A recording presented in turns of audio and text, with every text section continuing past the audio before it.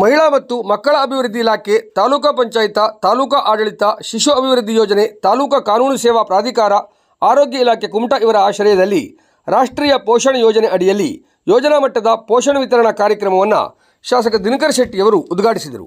ಈ ಸಂದರ್ಭದಲ್ಲಿ ಮಾತನಾಡಿ, ಮಕ್ಕಳ ಒಳ್ಳೆಯ ಬೆಳವಣಿಗೆಗೆ ಪೌಷ್ಟಿಕ ಆಹಾರ ಬಹುಮುಖ್ಯವಾಗಿದೆ. ಈ ಅಭಿಯಾನದ ಮುಖ್ಯ ಕಾರಣ ಅಂಗನವಾಡಿ ಕಾರ್ಯಕರ್ತರು ಅವರ ಬಗ್ಗೆ ಕಾಳಜಿ ವಹಿಸಬೇಕು ಎಂದರು. ಈ ಸಂದರ್ಭದಲ್ಲಿ ಆರೋಗ್ಯ ಅಧಿಕಾರಿ ಆಜ್ಞಾ ನಾಯಕ್, ಸಿಡಿಪಿಒ ಶೀಲಾ ಪಟೇಲ್, ವಿನಾಯಕ್ ವೈದ್ಯ ಹಾಗೂ ಎಲ್ಲ ಅಂಗನವಾಡಿ ಕಾರ್ಯಕರ್ತರು ಉಪಸ್ಥಿತರಿದ್ದರು.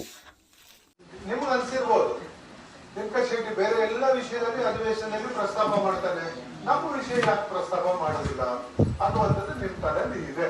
ಆದ್ರೆ ಅಲ್ಲಿ ಏನ್ ಸಿಸ್ಟಮ್ ಇದೆ ಅಂತ ಹೇಳಿದ್ರೆ, ನಾವು ಅಧಿವೇಶನ ಪ್ರಾರಂಭ ಆಗ್ತಾ ಇದೆ ಅಂತ ಹೇಳಿದವಾಗ 1 ತಿಂಗಳಕ್ಕಿಂತ ಮುಂಚೆ ಯಾವ್ಯಾವ ವಿಷಯದ ಮೇಲೆ ಮಾತಾಡ್ಬೇಕು ಅನ್ನುವಂಥದ್ದನ್ನ ನಾವು ಅಲ್ಲಿ ಕೊಡ್ಬೇಕಾಗ್ತದೆ. ಅದೇನ್ ಮಾಡ್ತಾರೆ, ಅವರು ಲಾಟ್ರಿ ಸಿಸ್ಟಮ್ ಅಂತ ತೆಗಿತಾರೆ. ಆ ಲಾಟ್ರಿಯಲ್ಲಿ ನಿಮ್ಮ ವಿಷಯ ಬಂದ್ರೆ ನಮ್ಗೆ ಮಾತಾಡ್ಲಿಕ್ಕೆ ಅವಕಾಶ ಆಗ್ತದೆ. ನಮ್ಗೆ 2 ಸಾರಿ ಏನಾಯ್ತು, ನಿಮ್ಮ ವಿಷಯ ಮಾತಾಡ್ಲಿಕ್ಕೆ ನಮ್ಗೆ ಅವಕಾಶ ಸಿಗ್ಲಿಲ್ಲ.